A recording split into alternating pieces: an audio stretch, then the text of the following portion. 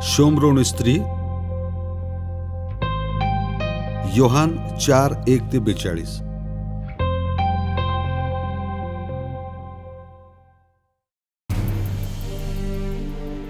पुरुषांनी ऐकलं की येशू योहानापेक्षा अधिक लोकांना बाप्तिस्मा देऊन शिष्य करून घेत आहे.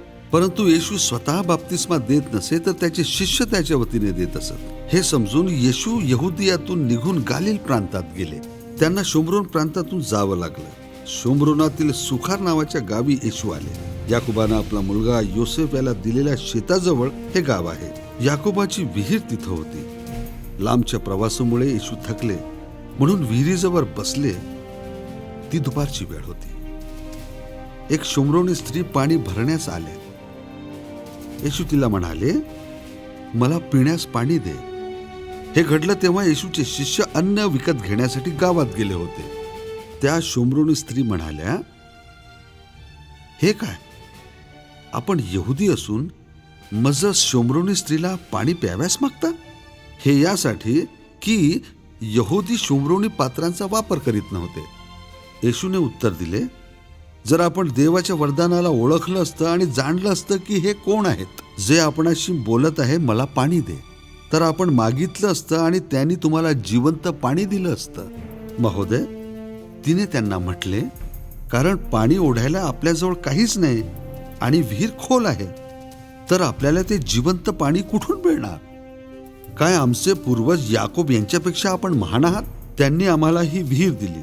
ते स्वतः आणि त्यांचे पुत्र आणि त्यांचे पशुपक्षी याच विहिरीतील पाणी प्यायचे. येशूने म्हटले, जे हे पाणी पितात त्यांना पुन्हा तहान लागेल, परंतु मी दिलेलं पाणी जे पितात त्यांना तहान कधीही लागणार नाही. जे पाणी मी देणार त्यातून झरे वाहणार, जे अनंत काळासाठी उपयोगी ठरणार. त्यावर त्या स्त्रीने म्हटले, महोदय, मला ते पाणी द्या, जेणेकरून मला तहान लागणार नाही आणि मला इथं पाणी भरण्यास यावं लागणार नाही. येशूने त्यांना म्हटले, जा आणि आपल्या नवऱ्याला इथं घेऊन ये. बाईने उत्तर दिले, माझा कोणी नवरा नाही.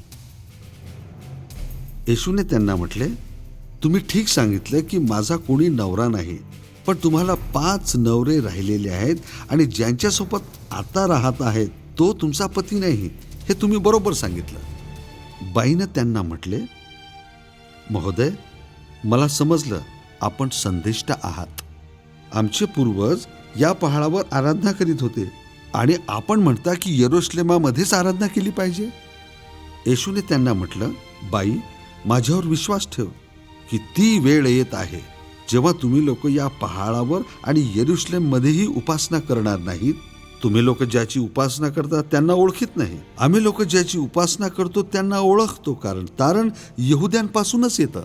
परंतु ती वेळ येत आहे, आलेलीच आहे, जेव्हा खरे उपासक आत्मा आणि सत्यानं परमेश्वराची उपासना करतील. परमेश्वराला असेच उपासक आवडतात. परमेश्वर आत्मा आहे. त्याच्या उपासकांना पाहिजे की आत्मा आणि खरेपणाने त्याची उपासना करावी. बाईने म्हटले, मी ओळखले की ते मसीह आहेत, ज्यांना ख्रिस्त म्हणतील, जे येणार आहेत.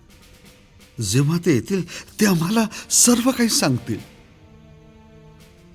येशूने म्हटले, मी जो तुमच्याशी बोलत आहे तोच आहे. त्याच वेळेस शिष्य आले. त्यांना एका बाईशी बोलताना पाहून आश्चर्य वाटले. तरी सुद्धा कोणी म्हटले नाही की याचे आपल्याला काय, आपण हिच्याशी का बोलत आहात? त्या बाईनं आपली घागर तिथंच ठेवून नगरातल्या लोकांना जाऊन सांगितलं, चला एका मनुष्याला पाहूया, जे काही मी केले ते सर्व काही त्यांनी सांगितलं. काय तो मसीहा तर नाही? त्यामुळं ते लोक नगरातून निघून येशूला भेटायला आले. या दरम्यान त्याचे शिष्य येशूला अनुरोध करीत होते, गुरुजी, काही खाऊन घ्या.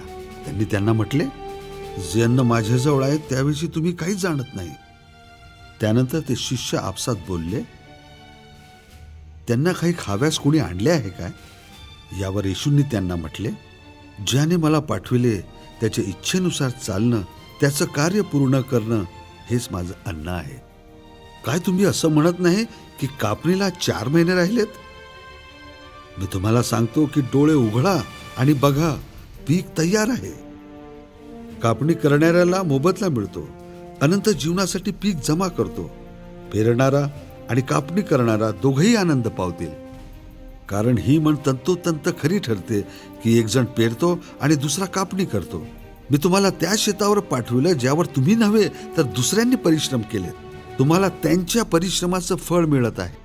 बाईनं म्हटलं होतं, त्यांनी मला सर्व काही सांगितले जे मी केले. या कारणामुळं त्या नगरातील बऱ्याचशा शोमरोनांनी येशूवर विश्वास ठेवला. जेव्हा ते त्यांचे जवळ आले, त्यांनी विनंती केली की आपण इथंच राहावं. ते 2 दिवस तिथंच राहिले. बऱ्याचशा लोकांनी त्यांचा उपदेश ऐकून त्याचवर विश्वास ठेवला.